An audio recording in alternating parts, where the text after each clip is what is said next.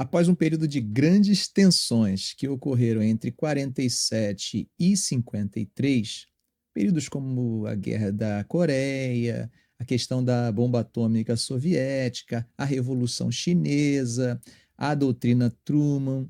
A partir de 53 acontecem algumas transformações nesse relacionamento ali entre o Ocidente e o Oriente, entre o leste e o oeste, entre comunistas e capitalistas. O que de importante acontece em 1953? Em 1953, Stalin morre. Gente, isso é muito importante porque Stalin governava a União Soviética desde o início da década de 1920, logo após a morte de Lenin. Então, Stalin tinha uma importância muito grande, não só para o comunismo na União Soviética, quanto para o comunismo no mundo. A partir de 53 também temos uma outra mudança no governo dos Estados Unidos. A saída de Truman e a entrada de Dwight Eisenhower. Essas duas mudanças, elas vão ser muito importantes. Bom, quem acaba entrando no poder no lugar de Stalin é Nikita Khrushchev. Nikita, é claro, teria sérios problemas para governar à sombra de Stalin. Arão, Stalin morreu. Sim, Stalin morreu, mas o stalinismo estava bem vivo. Isso atrapalhava o governo de Nikita. Nikita precisava destruir esse fantasma. E aí o que Nikita faz? Nikita começa a colocar todos os segredos do stalinismo no ventilador. E aí o que vai acontecer? Bom, foi construído um mito, né? Stalin virou um mito. E como é que se constrói um mito, gente? Você constrói um mito propagando as coisas positivas, as coisas boas, enfatizando, colocando lente de aumento e simplesmente apagando, escondendo as coisas ruins. É justamente nesse ponto que Nikita trabalha. Ele vai começar a pegar tudo aquilo que estava debaixo do tapete, tudo aquilo que era escondido, que não se falava, e vai começar a colocar isso no ventilador. A partir daí nós temos um processo chamado de desestalinização. O processo de desestalinização ele vai ser revolucionário porque ele vai influenciar, inclusive, teóricos marxistas do mundo inteiro, que seguiam a linha stalinista e que vão começar a repensar as suas teorias. Mas isso também tem influência na questão política. Por exemplo, a China, que havia feito sua revolução em 1949, sob a liderança de Mao Tse-tung ou Mao Zedong, você pode falar tanto um quanto o outro e vai encontrar em livros tanto um quanto o outro, ok? Bom, mas seguindo, a China ela tinha uma aproximação muito forte com o stalinismo soviético. Na verdade, o Mao Tse-tung ele estava construindo também sobre si um mito. Essa mitificação era positiva para Mao Tse-tung. Quando começa a ocorrer a destruição do mito de Stalin, Mao Tse-tung não concorda. Então, essa aproximação que existia entre o comunismo chinês e o comunismo soviético, ela começa a vazar água, ela começa a se romper. E aí nós temos um processo chamado de cisma sino-soviético. Esse cisma sino-soviético vai ter influência, inclusive, no próprio projeto de bomba atômica que estava sendo desenvolvido pela China. Por quê? Esse projeto de desenvolvimento de tecnologia nuclear, né, pelos chineses, eles era acompanhado pela consultoria e pela participação de técnicos soviéticos.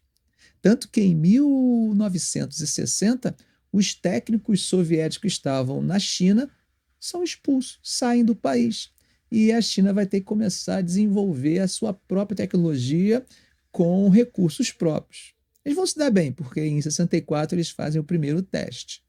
Percebam como esse afastamento, esse cisma entre a União Soviética e a China, eles favorecem os Estados Unidos. Claro que eles vão ficar satisfeitos. Por quê? Agora a negociação não é com um bloco único mais forte. Agora, quando eles querem falar com os comunistas, eles não vão direto à União Soviética. Eles precisam saber com quem falar. Podem tratar com a União Soviética, podem tratar com a China. E podem, inclusive, fazer um jogo de intrigas entre os dois. Essa política vai, então, favorecer uma diminuição das tensões entre o Ocidente, tá, e o Leste. Nessa diminuição de tensão, nós temos um período que nós chamamos de coexistência pacífica.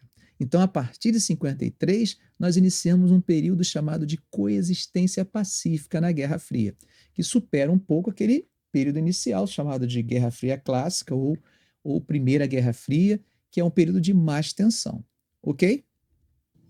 Mas isso não impede de que o momento mais tenso da Guerra Fria tenha acontecido exatamente na coexistência pacífica. O momento mais tenso da Guerra Fria, também conhecido como os 13 dias que abalaram o mundo, foi a crise dos mísseis cubanos. A crise dos mísseis cubanos foi o seguinte: Cuba tinha feito sua revolução em 1959, a princípio uma revolução de cunho nacionalista, com participação de elementos de diferentes matizes, entre eles também comunistas, mas não podemos dizer que a revolução de 1959 foi uma revolução comunista. No entanto, o desenrolar da Revolução Cubana chegaria a uma situação onde Fidel Castro, o líder da revolução, vai declarar publicamente a sua opção pelo comunismo. Tá? São questões como, por exemplo, a tentativa de invasão da Baía dos Porcos com exilados cubanos que foram apoiados pela CIA, a questão do refinamento de petróleo soviético, a negação do chamado petróleo vermelho. Bom, são tensões, medos de que houvesse uma invasão que faz com que Fidel Castro se aproxime da União Soviética. A partir daí, a situação se complica, vou explicar por quê. Com a tecnologia nuclear, o que eles faziam? Eles pegavam mísseis, instalavam mísseis apontados para países inimigos. Então a Europa vivia cheia de mísseis apontados para países, por exemplo, países capitalistas com mísseis apontados para países comunistas. Isso era tranquilo, por quê? Os mísseis tinham um alcance curto, não existia ainda aquilo que a gente chama de longo alcance intercontinental. Então, a Europa estava assim. Se existia um país importante no mundo que não corria nenhum tipo de risco de ser atingido por um míssil com ogivas nucleares, eram os Estados Unidos. Justamente pelo fato de que não existiam o quê? Mísseis intercontinentais. Então existiam mísseis na Europa apontados para a União Soviética, como por exemplo na Turquia. Mas não existiam mísseis aqui na América, por uma questão simples. Não existia na América nenhum país comunista.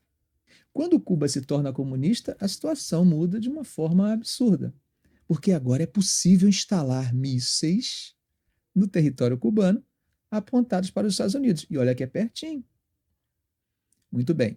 Quando vocês olham essa foto que aparece aí, essa é uma foto feita por um avião espião americano. Adivinhe qual era o prefixo dele? U2. Lembram da banda irlandesa? Muito bem. Esse avião ele faz essa fotografia e quando essa notícia chega ao governo americano, eles ficam apavorados.